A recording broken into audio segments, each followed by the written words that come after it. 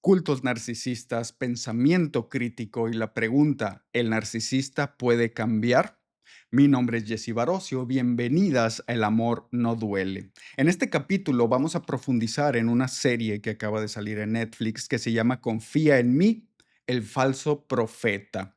Y si bien esta serie documental nos presenta un caso extremo de hasta dónde puede llegar el pensamiento sectario, donde le atribuimos un valor divino al líder de esa secta, donde el líder de la secta se cree que tiene un valor divino, que se comunica directamente con Dios, que es el representante de Dios en la tierra. Si bien esto nos presenta algo muy extremo, podemos ver representaciones un poco más mesuradas, pero igual de ridículas en el día a día, donde una persona se presenta como un ser superior, donde una persona se presenta como el que tiene la verdad absoluta y el que puede calificar y etiquetar a las personas que están a su alrededor.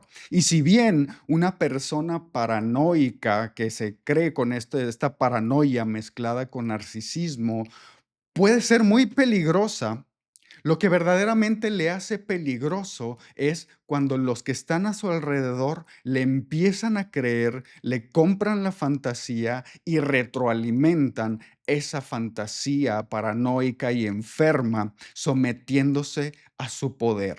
Muy bien, entonces nos vamos a enfocar aquí para empezar en esta serie Confía en mí, el falso profeta, en justamente el falso profeta que se llama Samuel Bateman. ¿Por qué es tan importante para nosotros? Porque es uno de los perfiles que nosotros nos encontramos todo el tiempo en esta comunidad y que muy probablemente tú estás viviendo con una pareja así, con una persona así. ¿Cómo es este perfil? En este perfil vemos claramente lo que es el narcisista introvertido, que es muchas veces esta contradicción, porque vemos por un lado que es narcisista, vemos el narcisismo, esas ideas de grandiosidad, esa falta de empatía, esa necesidad de ser adulado, esa sensación de yo soy especial, soy perfecto, nunca me equivoco. Tenemos esa parte narcisista y tenemos lo que hace la parte encubierta, que es un complejo de inferioridad.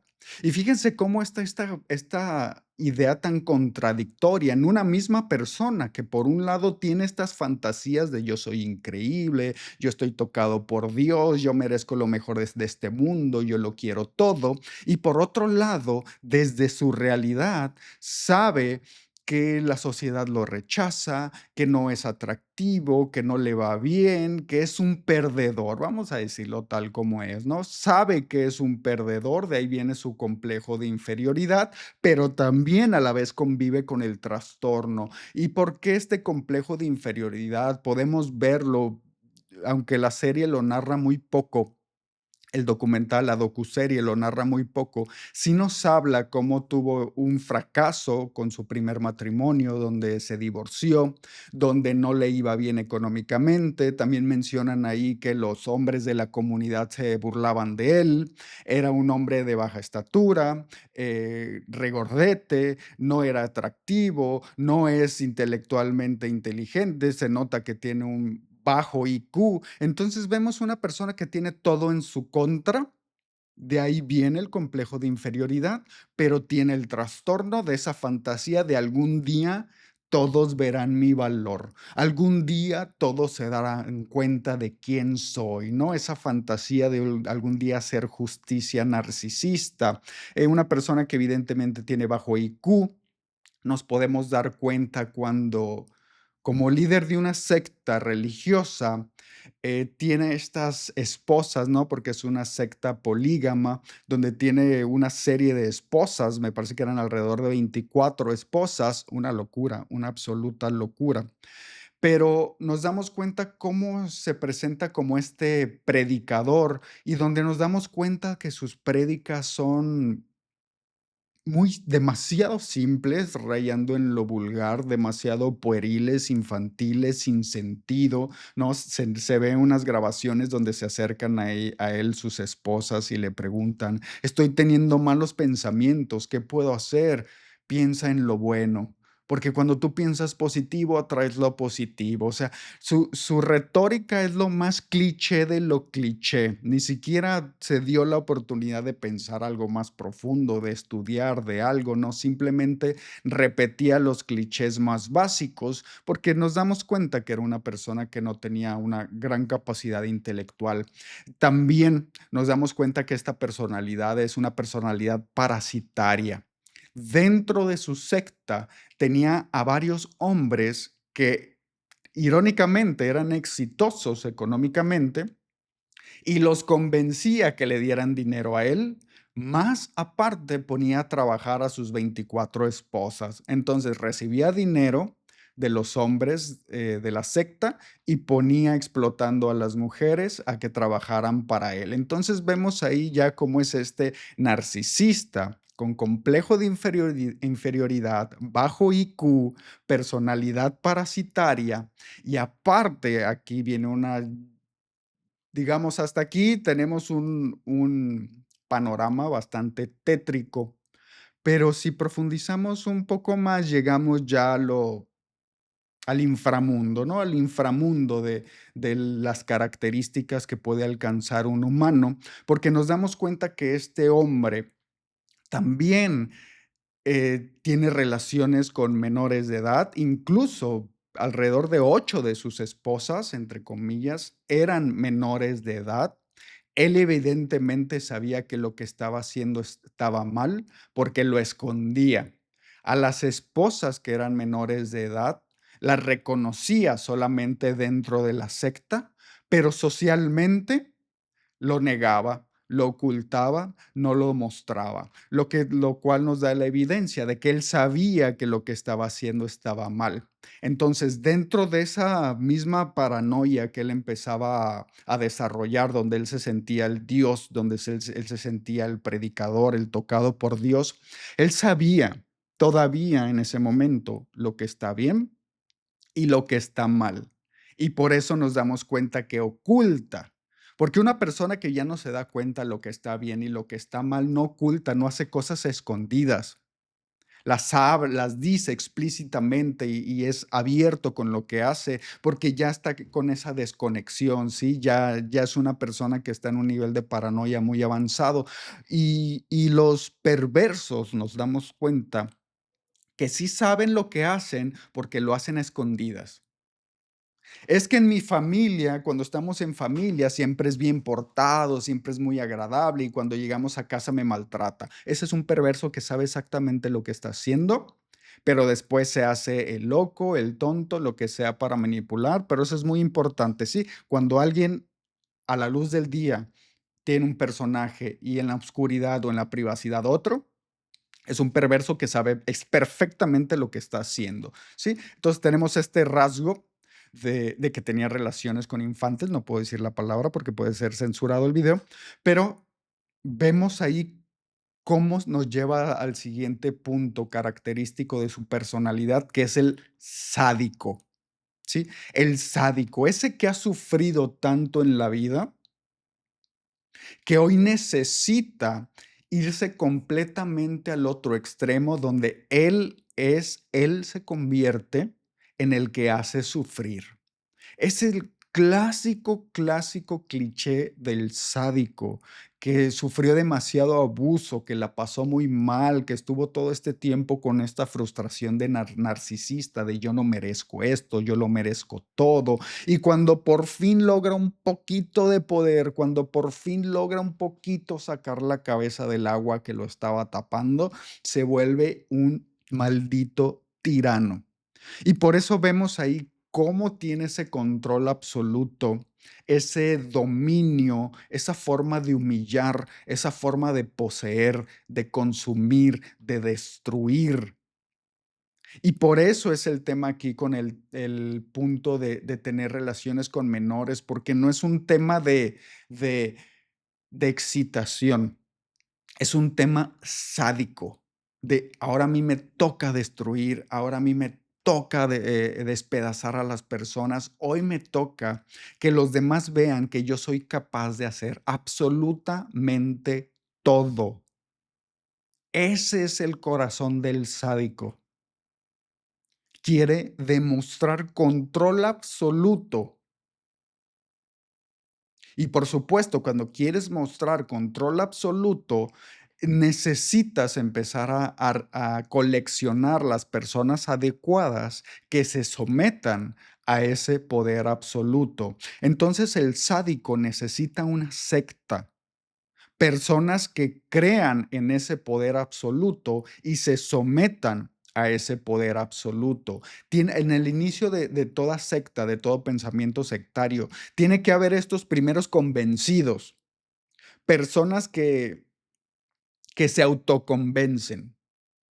Más adelante en las sectas, ya cuando empiezan a nacer niños, niñas, y ya son educados desde el inicio, ya es diferente, porque estas personas, estos niños que van educándose y que van creciendo en este tipo de sectas, de cultos, ya no tienen la oportunidad de ver otro mundo, de ver otra cosa. ¿Sí? Se les presenta esta secta y estos comportamientos como lo único que hay. Entonces ahí efectivamente, pues no hay capacidad de decisión, porque si te dicen, esto es lo único que hay en el mundo, en la vida, así es la vida, si todos viven, pues, pues bueno, así es la vida y así todos viven. O así es como nosotros vivimos, porque nosotros somos divinos y los demás son del infierno, ¿no? Pero entonces vemos esta diferencia que al inicio sí hay personas que se autoconvencen de que esa persona lo es todo. Entonces tenemos ya también esta característica del sádico. Y por último, ya tenemos la característica de la paranoia, ¿sí? Porque este tipo de personas pueden empezar a decir lo que tienen que decir, yo soy el hijo de Dios, etcétera, etcétera. Lo pueden empezar a decir porque se dan cuenta de que, pues de que funciona. Sí, en ciertos aspectos funciona. Algunas personas te lo pueden llegar a creer y pueden comenzar así, pero con el tiempo de estar repitiendo, de estar programando al otro y programándome a mí, empezamos a caer en esta paranoia de sí soy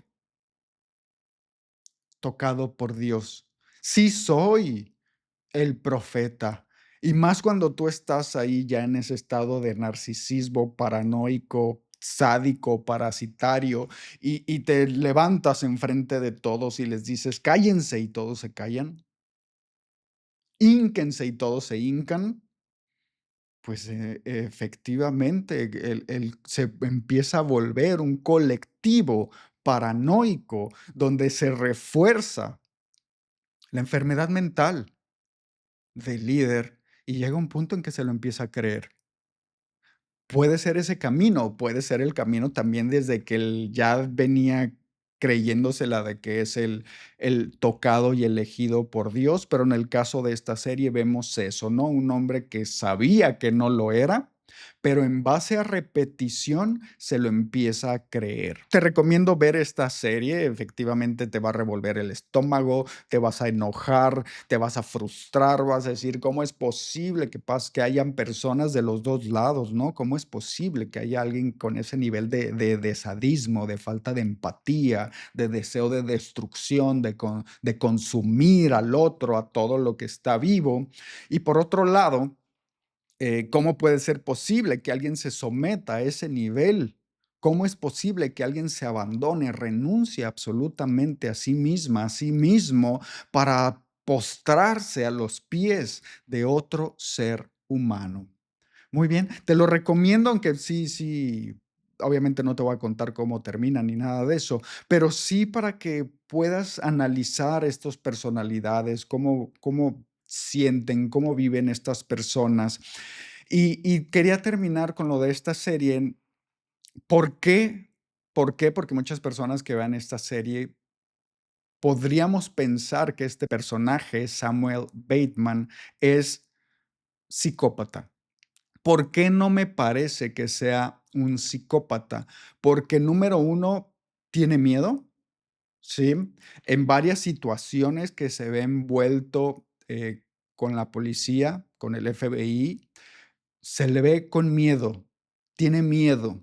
demuestra que en el fondo es un cobarde. Él desde el inicio, toda su vida ha tenido ese complejo de inferioridad. Y por más dominio, maltrato, sumisión que ejerza, él sigue siendo esa persona de complejo de inferioridad. Él se sigue sintiendo menos. Lo vemos cómo se acobarda, cómo le da miedo cuando está con los policías, cuando lo detienen, etcétera. Él siente miedo, se le ve su cara.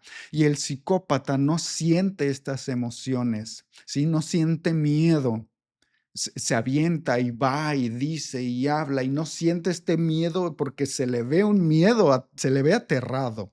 Entonces es por ese punto número uno. Y por el punto número dos, ¿por qué no me parece que sea psicópata? Porque es muy mal mentiroso, muy mal mentiroso.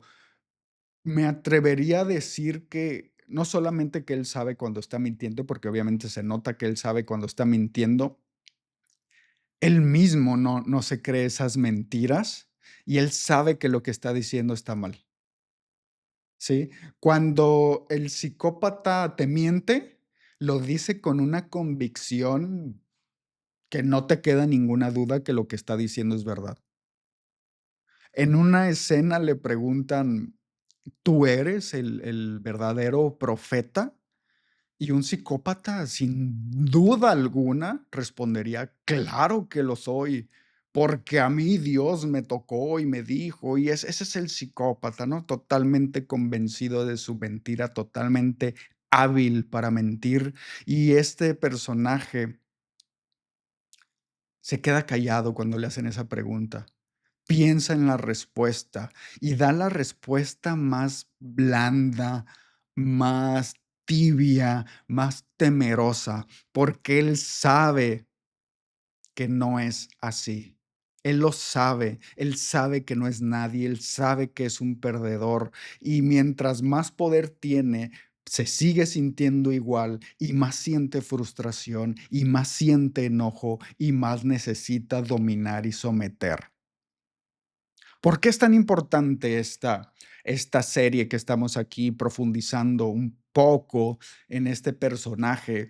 Porque este personaje me llamó muchísimo la atención, porque es un personaje que he visto muchísimo en las sesiones individuales, ¿sí? En las sesiones individuales, asesorías individuales que doy a personas que están lidiando en relaciones de abuso. Me he encontrado con este personaje muchísimas veces, no como líder de una secta, pero sí como esposo, como novio, como papá, ¿sí? En esos roles donde es el clásico narcisista introvertido, que solamente necesita que una sola persona le crea su fantasía para volverse un maldito tirano. Este personaje, esta personalidad que se repite en muchísimos hombres es muy común. Es el hombre que tiene ese complejo de inferioridad y con que alguien le llegue a creer su fantasía, se vuelve el tirano, el peor tirano que has conocido en tu vida. Y muchas personas que están viendo este video y de esta comunidad lo están viviendo o lo han vivido. Ese personaje que no tiene carisma, que generalmente es rechazado socialmente, que no le va muy bien o no le va bien económicamente, que no es atractivo, etcétera, etcétera. No tiene ninguna de estas cualidades, pero sí tiene ese ego a reventar de decir algún día todos se darán cuenta que soy increíble, que soy súper valioso, que soy el mejor hombre. Y basta con que una persona le crea para que la paranoia, la locura y el maltrato se salgan de proporción. Muchas veces este pensamiento sectario, mejor dicho, muchas veces lo veo en las parejas que eventualmente se vuelven sectas familiares. ¿A qué me refiero con esto? ¿No? Llega esta persona, llega este individuo que te hace love bombing, porque él sabe que no tiene nada que ofrecer, porque él sabe que si se presenta como es él, nadie le va a hacer caso, nadie se va a enamorar de él, nadie lo va a contratar, nadie quiere nada con alguien así y se dio cuenta. ¿sí? Ya muchos de estos hombres tienen 30, 40, 50 años, ya la vida les demostró demasiadas veces que no son especiales, que nadie los quiere, que la sociedad los rechaza, por lo tanto, ya entendieron que tienen que sobreadaptarse haciendo love bombing. Entonces llega este tipo de hombres y te hace love bombing. Te hace creer que es buena persona, que es un buen hombre, que te va a dar todo lo que quieres, que quiere lo mismo que tú, etcétera, etcétera. Ya sabemos cómo es esto de love bombing o adoración estratégica.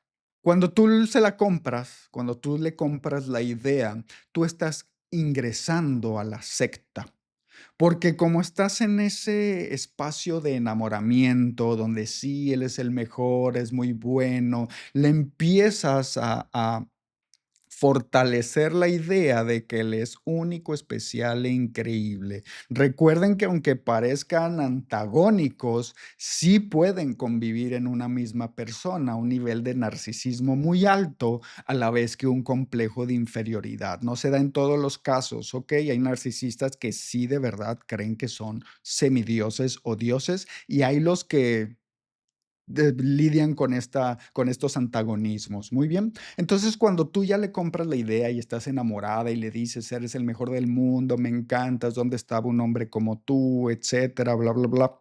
Ahí es donde empieza la secta, ¿sí? Donde empieza el pensamiento sectario, donde él empieza a quitarte todos los beneficios que te daba, tú te enganchas y lo empiezas a buscar, él te empieza a hacer gaslight y eventualmente termina haciéndote todos los pasos de la devaluación, te maltrata, te grita, de monos voladores, triangulaciones, todo lo que ya conocemos. Y es ahí donde ya se implementa completamente el pensamiento sectario, donde ya es una paranoia colectiva, donde ya no es solamente un paranoico pensando que es Dios, ya son 2 paranoicos pensando que esta persona, que este hombre es Dios, porque me lo dicen todo el tiempo.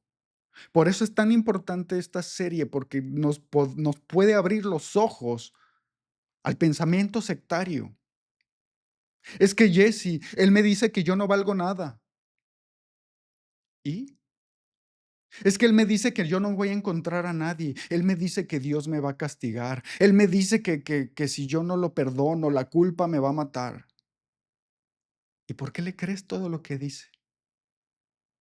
¿Por qué lo que dice él es una verdad absoluta?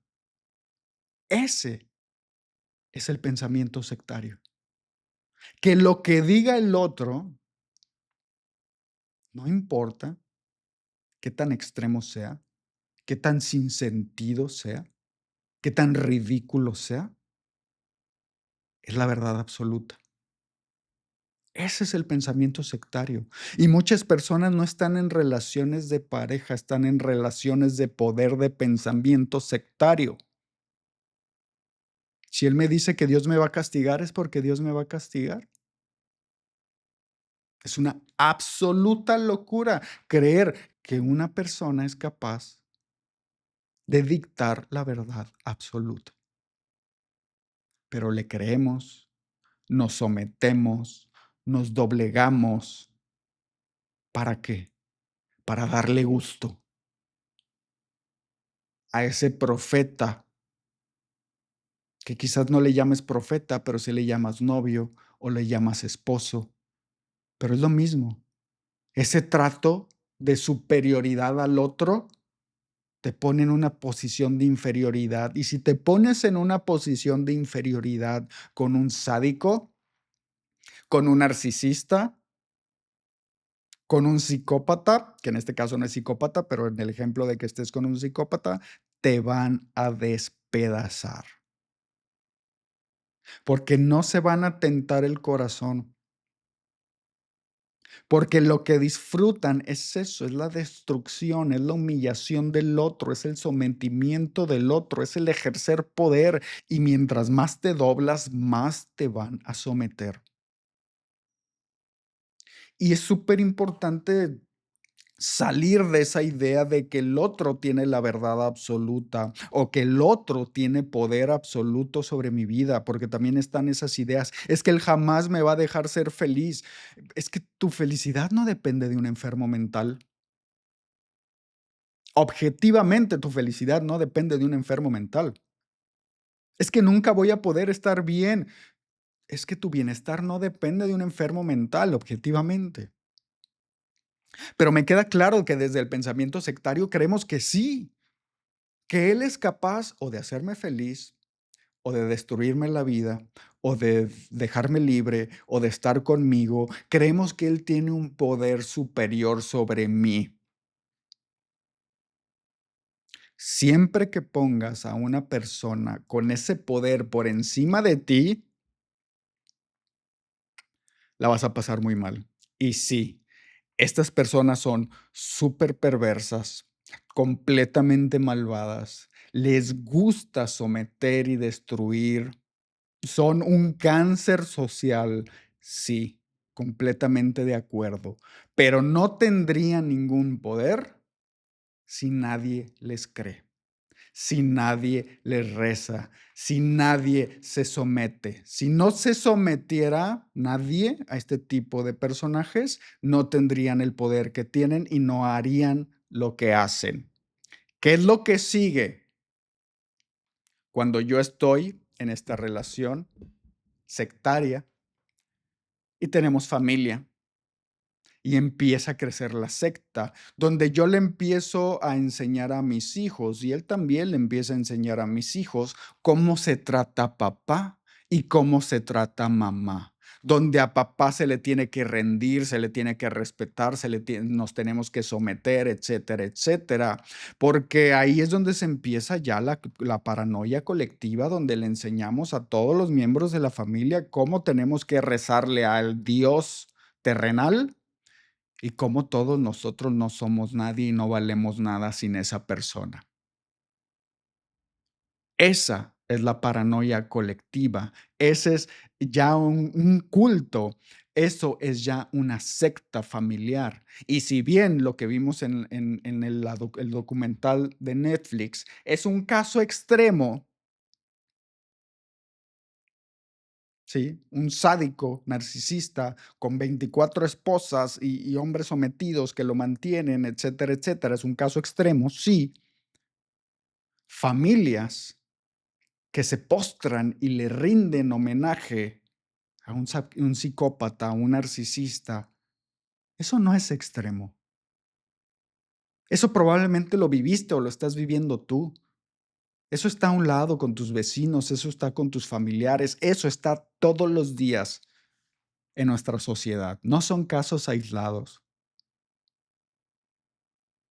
Por eso la importancia de entender cómo estas dinámicas extremas las vivimos y las vemos alrededor, no tan extremas, pero en la misma sintonía, en el mismo tenor. Muy bien. ¿Qué es lo que podemos aprender? ¿Qué es lo que podemos sacar de este episodio, de este capítulo? Número uno, pensamiento crítico. Profundizar, cuestionar, enfrentar lo que vemos, lo que escuchamos. Si mi pareja me dice, es que nunca vas a ser feliz sin mí, cuestionármelo. ¿Por qué nunca sería feliz sin él? Si de hecho hoy no soy feliz, o sea, no soy feliz con él. ¿Por qué no sería feliz sin él? Si estando con él soy profundamente infeliz, probablemente salir es mi única oportunidad de ser feliz. ¿Y por qué me dice que nunca voy a ser feliz sin él? Porque no quiere que lo deje. ¿Por qué me dice que Dios me va a castigar? ¿Será que él tiene contacto directo con Dios y Dios le dijo que si yo lo dejaba, el mismo Dios me va a castigar? ¿O será que él tiene tanto miedo y ya se dio cuenta que no me puede controlar, que tiene que meter a seres divinos para poderme controlar y seguirme manipulando? ¿Qué está pasando aquí? ¿Con quién estoy? ¿Sigue siendo el hombre que conocí? ¿O es que esta forma que estoy viendo ya es la decadencia del hombre que conocí? Y lo que conocí nunca más podrá volver a ser. ¿Qué está pasando? ¿Por qué me dicen cuestionarnos? Y no solamente cuestionar lo que vemos, lo que escuchamos, cuestionar lo que pensamos. Y esta es la parte más difícil de todas, cuando yo tengo que cuestionar lo que creo. ¿Por qué creo esto? El amor todo lo puede. ¿Por qué creo esto? ¿Yo realmente he comprobado con amor que puedo todo? Seguramente no. Entonces, ¿por qué lo creo? ¿Quién me dijo eso? ¿En qué momento ingresó a mi vida y en qué momento lo puse como una verdad absoluta? Es que mi sueño más grande en la vida es tener familia, por lo tanto, no puedo deshacer la familia. ¿Por qué? ¿Por qué esa creencia? Ah, es que la familia lo es todo. ¿A qué te refieres? Estás viviendo un infierno. Solamente estás defendiendo la idea de la familia por gente que está ahí metida en una casa sufriendo todos. Ni son felices, ni hay amor, ni... Eso es cuestionar mis creencias para darme cuenta realmente qué hay detrás. Y muchas veces esa lucha por la familia nos damos cuenta que no hay amor, hay vergüenza. No termino esta relación porque no es porque haya amor, es porque me da vergüenza, es porque me da culpa. Y terminamos ahí en estas relaciones sectarias, sufriendo, viendo al otro como este ser, hombre todopoderoso, increíble, cuando no es más que un narcisista encubierto, sádico. ¿El narcisista puede cambiar? En este análisis de una persona real, podemos darnos cuenta la profundidad y la complejidad que hay en una personalidad narcisista. No es una persona que digamos que la configuración cerebral esté toda bien, todo correcto, y solamente tiene esas ideas de que él es superior.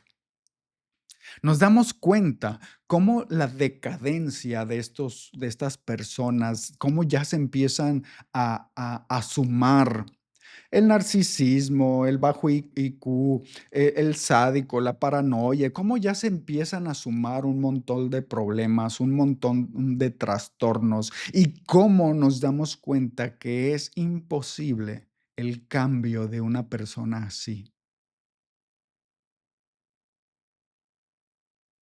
Y no solamente en casos así de extremos, porque te lo digo, muchas personas están con hombres así.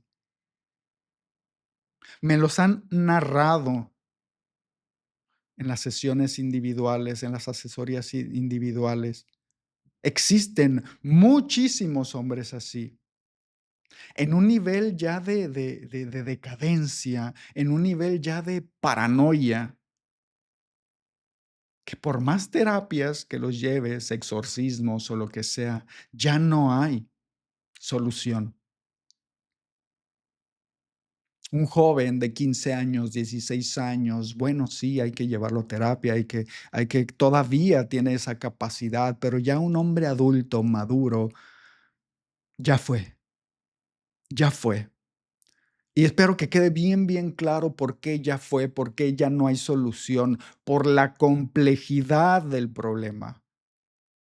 Por eso cuando alguien con un problema así de complejo, así de profundo, que te dice, voy a ir a, ya cambié en una semana o voy a ir a terapia para cambiar en un mes, es imposible, absolutamente imposible. Muchas gracias por haber estado aquí. Nos vemos en la próxima. Hasta luego.